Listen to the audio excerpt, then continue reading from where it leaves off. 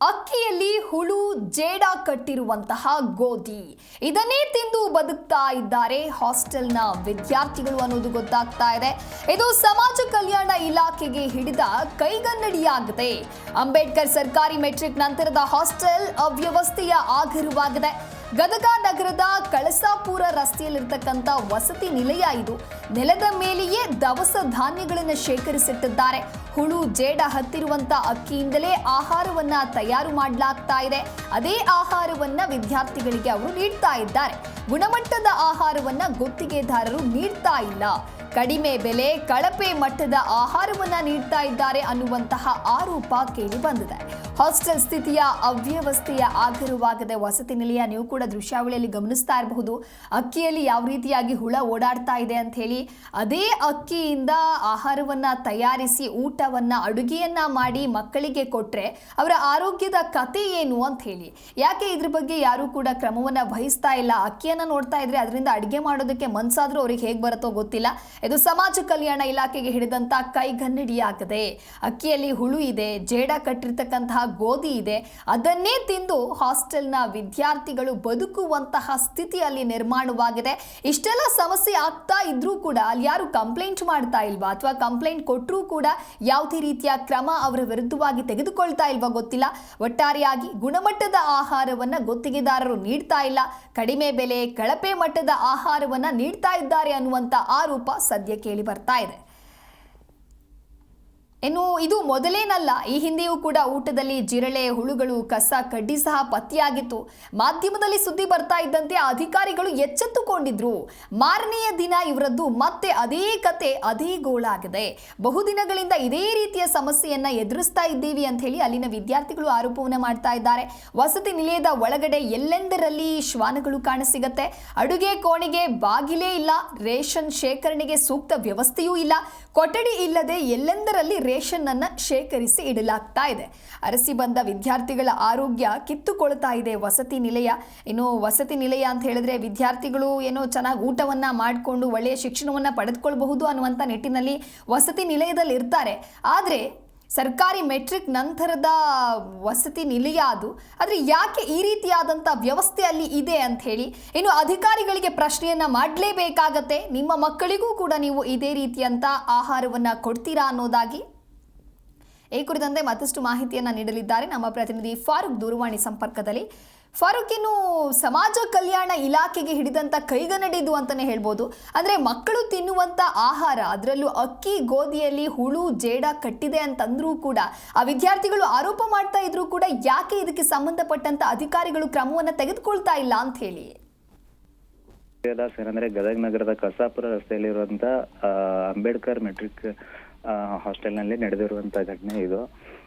ಈ ಹಿಂದೆ ಕೂಡ ಈ ಮಾಧ್ಯಮದಲ್ಲಿ ವರದಿಯಾಗಿತ್ತು ಈ ರೀತಿಯ ಕಳಪೆ ಮಟ್ಟದ ಆಹಾರ ಕೂಡ ಅಲ್ಲಿ ಮಾಡ್ಲಾಗ್ತಾ ಇದೆ ಅಂತ ಹೇಳಿ. ಆದ್ರೆ ಅಧಿಕಾರಿಗಳಿಗೆ ನಾವು ಅಪ್ರೋಚ್ ಆದಾಗ ಅಧಿಕಾರಿಗಳು ಸಹ ಹೇಳಿದ್ದಾರೆ, ನಮಗೆ ಕಂಪ್ಲೇಂಟ್ ಸಹ ಬಂದಿವೆ, ಅದ್ರ ಬಗ್ಗೆ ನಾವು ಗಮನ ಕೂಡ ಹರಿಸಿದೀವಿ ಅಂತ ಹೇಳಿ. ಆದ್ರೆ ಅಲ್ಲಿ ಇರ್ತಕ್ಕಂಥ ಬಡ ವಿದ್ಯಾರ್ಥಿಗಳು, ಬಡ ಮಕ್ಕಳು ಅಂತ ಆಹಾರವನ್ನ ತಿಂದು ಇವತ್ತು ಆಸ್ಪತ್ರೆ ಸೇರುವಂತ ಒಂದು ಪರಿಸ್ಥಿತಿ ಎದುರಾಗಿದೆ. ಜೊತೆಗೆ ಇನ್ನೊಂದು ದೊಡ್ಡ ಆರೋಪ ಏನಂದ್ರೆ ಅಲ್ಲಿ ಏನ್ ಸಪ್ಲೈ ಮಾಡ್ತಾ ಇದ್ದಾರೆ ಸಪ್ಲೈಯರ್, ಅವ್ರು ಕೂಡ ಒಂದು ರೀತಿ ಕಳಪೆ ಮಟ್ಟದ್ದು, ಗುಣಮಟ್ಟ ಇಲ್ಲದೆ ಇರುವಂತ ಒಂದು ರೇಷನ್ ಅನ್ನ ಸಪ್ಲೈ ಮಾಡ್ತಾ ಇದ್ದಾರೆ ಅನ್ನುವಂತ ದೊಡ್ಡ ಆರೋಪ ಕೂಡ ಕೇಳಿ ಬರ್ತಾ ಇದೆ. ನಾವು ದೃಶ್ಯಾವಳಿಗಳಲ್ಲಿ ನೋಡ್ತಾ ಇದೀವಿ, ಅಲ್ಲಿರುವಂತ ಅಕ್ಕಿ, ಗೋಧಿ ಅವನ್ನೆಲ್ಲ ರೇಷನ್ ಇಡ್ಲಿಕ್ಕೆ ಕೂಡ ಅಲ್ಲಿ ಜಾಗ ಇಲ್ಲ.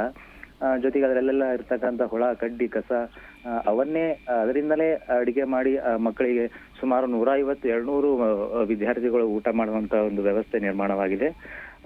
ಇನ್ನು ನಾವು ಅಧಿಕಾರಿಗಳ ಗಮನಕ್ಕೆ ತಂದಾಗ ಇಲ್ಲ, ಅವ್ರಿಗೆ ನಾವು ಲಿಖಿತ ಮುಖದಲ್ಲಿ ನೋಟಿಸ್ ಅನ್ನ ಕೊಡ್ತೀವಿ, ನೋಟಿಸ್ ಅನ್ನ ಕೊಟ್ಟು ಒಳ್ಳೆಯ ರೀತಿಯ ಆಹಾರವನ್ನ ರೇಷನ್ ಅನ್ನ ಪೂರೈಕೆ ಮಾಡ್ಲಿಕ್ಕೆ ವ್ಯವಸ್ಥೆ ಕಲ್ಪಿಸ್ತೀವಿ ಅನ್ನತಕ್ಕಂತ ಒಂದು ಬರೀ ಈ ರೀತಿಯ ಹಾರಿಕೆ ಉತ್ತರ ಬರ್ತಾ ಇದೆ. ಆದ್ರೆ ಅಧಿಕೃತವಾಗಿ ಯಾವುದೇ ರೀತಿಯಿಂದ ಅಲ್ಲಿ ಆಗ್ತಕ್ಕಂತ ಒಂದು ಸನ್ನಿವೇಶಕ್ಕೆ ಪರ್ಯಾಯ ಸಿಗ್ತಾ ಇಲ್ಲ ಅಂತ ಹೇಳ್ಬೋದು ದಿವ್ಯದಾಸ್.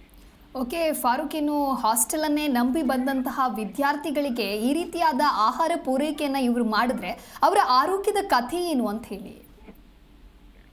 ಹಾಗೇನೆ ಆಗ್ತಾ ಇದೆ ದೇವದಾಸ್. ಏನಂದ್ರೆ ಅರಸಿ ಬಂದಿರ್ತಕ್ಕಂಥ ವಿದ್ಯಾರ್ಥಿಗಳು ಏನೋ ವಿದ್ಯಾಭ್ಯಾಸಕ್ಕಾಗಿ, ಹೆಚ್ಚಿನ ವಿದ್ಯಾಭ್ಯಾಸಕ್ಕಾಗಿ ಬಂದಿರ್ತಕ್ಕಂಥ, ಆಮೇಲೆ ಹಾಸ್ಟೆಲ್ ಅಲ್ಲಿ ಇರ್ತಕ್ಕಂಥ ಬಹುತೇಕರು ಬಡತನದಿಂದನೇ ಬಂದಿರ್ತಕ್ಕಂಥ ವಿದ್ಯಾರ್ಥಿಗಳು ಹಾಸ್ಟೆಲ್ ಅನ್ನ ನಂಬ್ಕೊಂಡು ಇವತ್ತು ವಿದ್ಯಾಭ್ಯಾಸಕ್ಕಾಗಿ ಬಂದಿರ್ತಾರೆ. ಆದ್ರೆ ಅಂತ ವಿದ್ಯಾರ್ಥಿಗಳಿಗೆ ಇವತ್ತು ಸರಿಯಾದ ಊಟದ ವ್ಯವಸ್ಥೆ ಇಲ್ಲದೆ ಇರೋದ್ರಿಂದ ಅವರು ಆಸ್ಪತ್ರೆಯತ್ತ ಮುಖ ಮಾಡುವಂತ ಪರಿಸ್ಥಿತಿ ಕೂಡ ಎದುರಾಗಿದೆ. ಜೊತೆಗೆ ಅವರ ಈ ರೀತಿ ಅನಾರೋಗ್ಯಕ್ಕೆ ಒಳಗಾದ್ರೆ ಅವ್ರು ಯಾವ ರೀತಿ ತಮ್ಮ ವಿದ್ಯಾಭ್ಯಾಸದಲ್ಲಿ ಗಮನ ಹರಿಸ್ತಾರೆ, ಯಾವ ರೀತಿ ಅವರ ಮುಂದಿನ ಭವಿಷ್ಯವನ್ನ ಕಟ್ಕೊಳ್ತಾರೆ ಅಂತಕ್ಕಂಥದ್ದು ಕೂಡ ಇದೊಂದು ವಿಚಾರ ಮಾಡುವಂತದ್ದು ದಿವ್ಯದಾಸ್. ಓಕೆ, ಇನ್ನು ಹಾಸ್ಟೆಲ್ನ ವಾರ್ಡನ್ ಏನಾದರೂ ಇದ್ರ ಬಗ್ಗೆ ಹೇಳ್ತಾ ಇದ್ದೀರಾ ಅಥವಾ ಸಂಬಂಧಪಟ್ಟಂತ ಅಧಿಕಾರಿಗಳು ಈ ಬಗ್ಗೆ ಏನಾದರೂ ಉತ್ತರ ಕೊಡ್ತಾ ಇದ್ದಾರಾ ಅಂತ ಹೇಳಿ? ಯಾಕೆಂದ್ರೆ ಇದು ಮೊದಲ ಬಾರಿ ಅಲ್ಲ, ಈ ಹಿಂದೆಯೂ ಕೂಡ ಇದೇ ರೀತಿ ಆಗಿದೆ. ಆದರೂ ಅಧಿಕಾರಿಗಳು ಮತ್ತೆ ಅದೇ ರೀತಿಯಾದಂಥ ವರ್ತನೆಯನ್ನ ತೋರ್ತಾ ಇದ್ದಾರಲ್ಲ ಫಾರೂಕ್. ಹೌದು ದಿವ್ಯದಾಸ್, ಯಾಕಂದ್ರೆ ಹಿರಿಯ ಅಧಿಕಾರಿಗಳ ಗಮನಕ್ಕೂ ಕೂಡ ತರಲಾಗಿದೆ. ಅವರು ಕೂಡ ಹೇಳೋದಿಷ್ಟೇ, ನಾವು ಸರಿಯಾಗಿ ಅಲ್ಲಿ ಕಳಪೆ ಮಟ್ಟದ ಏನು ಆಹಾರವನ್ನ ರೇಷನ್ ಅನ್ನ ಪೂರೈಕೆ ಮಾಡ್ತಾ ಇದ್ದಾರೆ. ಪೂರೈಕೆದಾರರ ಮೇಲೂ ಕೂಡ ಅಲ್ಲಿ ವಿದ್ಯಾರ್ಥಿಗಳು ಕಂಪ್ಲೇಂಟ್ ಅನ್ನ ಮಾಡ್ತಾ ಇದ್ದಾರೆ. ಯಾಕಂದ್ರೆ ಅಲ್ಲಿ ಇರ್ತಕ್ಕಂತ ಏನು ಕೆಲವೊಂದಿಷ್ಟು ಐಟಮ್ಸ್, ರವೆ, ಅವಲಕ್ಕಿ, ಈ ರೀತಿಯ ಒಂದು ಏನು ಐಟಮ್ಸ್ ಇವೆ ಅವು ಕೂಡ ಕಳಪೆ ಮಟ್ಟದ್ದೇ ಆಗಿದೆ ಅನ್ನುವಂಥದ್ದು ಒಂದು ದೊಡ್ಡ ಆರೋಪ. ಅವನ್ನ ನಾವು ನೇರವಾಗಿ ಹಿರಿಯ ಅಧಿಕಾರಿಗಳ ಗಮನಕ್ಕೆ ತಂದಾಗ ಅವ್ರು ಕೂಡ ಅದನ್ನ ಪರೀಕ್ಷೆ ಮಾಡ್ತಾರೆ. ಪರೀಕ್ಷೆ ಮಾಡಿ ಇಲ್ಲ ಇದನ್ನ ನಾವು ಅವರಿಗೆ ಲಿಖಿತ ರೂಪದಲ್ಲಿ ಇಲ್ಲ ಒಂದು ನೋಟಿಸ್ ಅನ್ನ ಜಾರಿ ಮಾಡಿ ಅವರಿಗೆ ಒಳ್ಳೆ ಗುಣಮಟ್ಟದ ಆಹಾರವನ್ನ ಪೂರೈಕೆ ಮಾಡ್ರಿ ಅನ್ನುವಂಥದ್ದನ್ನ ನಾವು ಮನವರಿಕೆ ಮಾಡ್ತೀವಿ ಅಂತಕ್ಕಂಥದ್ದನ್ನ ವ್ಯಕ್ತಪಡಿಸ್ತಿದ್ದಾರೆ. ಓಕೆ, ಥ್ಯಾಂಕ್ ಯು ಫಾರೂಕ್ ನಿಮ್ಮೆಲ್ಲ ಮಾಹಿತಿಗಾಗಿ. ಇನ್ನು ಇದು ಮೊದಲನೆಯ ಬಾರಿ ಅಲ್ಲ, ಈ ಹಿಂದೆಯೂ ಕೂಡ ಊಟದಲ್ಲಿ ಜಿರಳೆ, ಹುಳುಗಳು, ಕಸ ಕಡ್ಡಿ ಸಹ ಪತ್ತೆಯಾಗಿತ್ತು ಅಂತ ಹೇಳಿ ನಮ್ಮ ಪ್ರತಿನಿಧಿ ಕೂಡ ಮಾಹಿತಿಯನ್ನು ಕೊಡ್ತಾ ಇದ್ರು. ಇದನ್ನೇ ತಿಂದು ಅಂದರೆ ಈ ಆಹಾರವನ್ನೇ ಸೇವಿಸಿ ಅಲ್ಲಿನ ಹಾಸ್ಟೆಲ್ ವಿದ್ಯಾರ್ಥಿಗಳು ಜೀವನವನ್ನು ಸಾಗಿಸುವಂತಹ ಒಂದು ಸ್ಥಿತಿ ಅಲ್ಲಿ ನಿರ್ಮಾಣವಾಗಿದೆ. ಅಂಬೇಡ್ಕರ್ ಸರ್ಕಾರಿ ಮೆಟ್ರಿಕ್ ನಂತರದ ಹಾಸ್ಟೆಲ್ನ ಅವ್ಯವಸ್ಥೆ ಇದು. ಗದಗ ನಗರದ ಕಳಸಾಪುರ ರಸ್ತೆಯಲ್ಲಿರ್ತಕ್ಕಂಥ ವಸತಿ ನಿಲಯ. ಇನ್ನು ಹಾಸ್ಟೆಲ್ ಅನ್ನ ಅರಸಿ ಬಂದಿರ್ತಾರೆ ಸಾಕಷ್ಟು ಜನ ವಿದ್ಯಾರ್ಥಿಗಳು, ಹೊರಗಡೆ ಇರೋದಕ್ಕೆ ಕಷ್ಟ ಆಗುತ್ತೆ ಅನ್ನುವಂಥ ಒಂದು ನಿಟ್ಟಿನಲ್ಲಿ. ಇನ್ನು ಪೋಷಕರು ಕೂಡ ಈ ಹಾಸ್ಟೆಲ್ ಅನ್ನೇ ನಂಬಿ ಮಕ್ಕಳನ್ನ ಹಾಸ್ಟೆಲ್ಗೆ ಕಳುಹಿಸಿರ್ತಾರೆ. ಆದರೆ ಹಾಸ್ಟೆಲ್ನಲ್ಲಿ ಈ ರೀತಿಯಾದಂತಹ ಗುಣಮಟ್ಟ ಇಲ್ಲದೆ ಇರುವ ಆಹಾರವನ್ನ ಮಕ್ಕಳಿಗೆ ನೀಡ್ತಾ ಇದ್ದಾರೆ ಅಂತ ಹೇಳಿದ್ರೆ ನಿಜಕ್ಕೂ ಕೂಡ ಇವರಿಗೆ ಏನು ಹೇಳಬೇಕು ಅಂತ ಹೇಳಿ. ಯಾಕೆ ಅಂತ ಹೇಳಿದ್ರೆ ಅವರ ಆರೋಗ್ಯದ ಸಮಸ್ಯೆ ಮೇಲೆ ಇದು ಗಂಭೀರವಾಗಿರ್ತಕ್ಕಂಥ ಪರಿಣಾಮವನ್ನ ಬೀರುತ್ತೆ. ಇನ್ನು ಓದುವಂತಹ ಮಕ್ಕಳು ಅವರಿಗೆ ಶಿಕ್ಷಣವನ್ನ ಕೂಡ ಅವರು ನೀಡಬೇಕು, ಶಿಕ್ಷಣವನ್ನ ತೆಗೆದುಕೊಳ್ಬೇಕು ಅಂತ ಹೇಳಿದ್ರೆ ಒಳ್ಳೆಯ ರೀತಿಯಲ್ಲಿ ಹಾಸ್ಟೆಲ್ ವ್ಯವಸ್ಥೆ ಕೂಡ ಇರಬೇಕಾಗತ್ತೆ. ಆದರೆ ಹಾಸ್ಟೆಲ್ ವ್ಯವಸ್ಥೆಯೇ ಈ ರೀತಿ ಆದ್ರೆ ಮಕ್ಕಳ ಓದಿನ ಕಥೆ ಏನು, ಮಕ್ಕಳ ಆರೋಗ್ಯದ ಕಥೆ ಏನು ಅನ್ನೋದು ಇಲ್ಲಿ ಪ್ರಶ್ನೆ ಮಾಡಲೇಬೇಕಾಗತ್ತೆ. ಹಾಗಾಗಿ ಇದಕ್ಕೆ ಸಂಬಂಧಪಟ್ಟಂತಹ ಅಧಿಕಾರಿಗಳು ಇನ್ನೂ ಕೂಡ ಏನ್ ಮಾಡ್ತಾ ಇದ್ದಾರೆ? ಇದು ಮೊದಲನೇ ಬಾರಿ ಅಲ್ಲ, ಇದೇ ರೀತಿಯಾಗಿ ಪದೇ ಪದೇ ಎಡವಟ್ಟುಗಳು ಆಗ್ತಾ ಇದ್ರೂ ಕೂಡ ಮತ್ತೆ ರಿಪಿಟೇಷನ್ ಆಗ್ತಾ ಇದೆ. ಇದಕ್ಕೆ ಬ್ರೇಕ್ ಹಾಕೋದಕ್ಕೆ ಯಾಕೆ ಅಧಿಕಾರಿಗಳಿಂದ ಆಗ್ತಾ ಇಲ್ಲ ಅನ್ನುವಂಥ ಪ್ರಶ್ನೆ ಇದೆ. ದೃಶ್ಯಾವಳಿಯಲ್ಲಿ ನೀವು ಕೂಡ ಗಮನಿಸ್ತಾ ಇರಬಹುದು, ಅಕ್ಕಿಯಲ್ಲಿ ಯಾವ ರೀತಿಯಾಗಿ ಹುಳಗಳು ಓಡಾಡ್ತಾ ಇದೆ ಅಂತ ಹೇಳಿ. ಅದೇ ಹುಳಗಳನ್ನ ಒಂದು ವೇಳೆ ಅವರ ಮಕ್ಕಳ ಹೊಟ್ಟೆಗೆ ಏನಾದರೂ ಹೋದ್ರೆ ಅವರ ಕಥೆ ಏನು ಅಂತ ಹೇಳಿ. ಇನ್ನೊಂದು ಕಡೆ ನೋಡ್ತಾ ಹೋದ್ರೆ ಅಡುಗೆ ಕೋಣೆಗೆ ಬಾಗಿಲು ಭಾಗ್ಯವೇ ಇಲ್ವಂತೆ. ರೇಷನ್ ಶೇಖರಣೆಗೆ ಸೂಕ್ತ ವ್ಯವಸ್ಥೆಯೂ ಕೂಡ ಇಲ್ಲ. ಯಾವ ರೀತಿಯಾಗಿ ಬೇಕಾಬಿಟ್ಟಿ ರೇಷನ್ ಅನ್ನ ಇಟ್ಟಿದ್ದಾರೆ ಅನ್ನೋದನ್ನ ವಿಜುವಲ್ಸ್ನ ಮೂಲಕ ನಾವು ನೋಡ್ತಾ ಇದ್ದೀವಿ. ಇನ್ನು ಕೊಠಡಿಯೇ ಇಲ್ಲದೆ ಎಲ್ಲೆಂದರಲ್ಲಿ ರೇಷನ್ಗಳನ್ನ ಅವರು ಹಾಗೆ ಎಸ್ತಿದ್ದಾರೆ. ಹಾಗಾಗಿ ಹಾಸ್ಟೆಲ್ ಅರಸಿ ಬಂದಂತಹ ವಿದ್ಯಾರ್ಥಿಗಳಿಗೆ ಇದು ಸಾಕಷ್ಟು ಸಮಸ್ಯೆ ಆಗ್ತಾ ಇದೆ. ಇನ್ನು ವಿದ್ಯಾರ್ಥಿಗಳು ಕೂಡ ಆರೋಪವನ್ನು ಮಾಡ್ತಾ ಇದ್ದಾರೆ, ಬಹುದಿನಗಳಿಂದ ಇದೇ ರೀತಿ ಸಮಸ್ಯೆಯನ್ನು ನಾವು ಎದುರಿಸ್ತಾ ಇದ್ದೀವಿ ಅಂತ ಹೇಳಿ.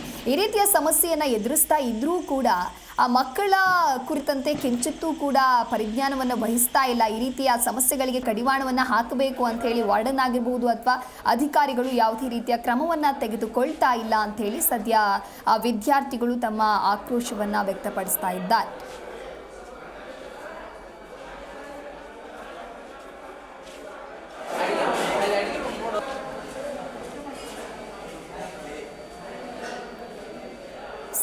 ಇದಕ್ಕೆ ಸಂಬಂಧಪಟ್ಟಂತೆ ಸಮಾಜ ಕಲ್ಯಾಣ ಇಲಾಖೆ ಅಧಿಕಾರಿಗೆ ನಾವು ಸಂಪರ್ಕವನ್ನ ಮಾಡೋದಕ್ಕೆ ಪ್ರಯತ್ನವನ್ನ ಪಟ್ಟಿದ್ವಿ. ಆದರೆ ಯಾಕೋ ಈ ಒಂದು ವಿಚಾರದ ಕುರಿತಂತೆ ಪ್ರಸ್ತಾಪ ಮಾಡೋದಕ್ಕೆ, ಮಾತನಾಡೋದಕ್ಕೆ ಅಥವಾ ಸ್ಪಷ್ಟನೆಯನ್ನ ಕೊಡೋದಕ್ಕೆ ಅವರು ಹಿಂಜರಿತಾ ಇದ್ದಾರೆ ಅನ್ನೋದು ಕೂಡ ಗೊತ್ತಾಗ್ತಾ ಇದೆ.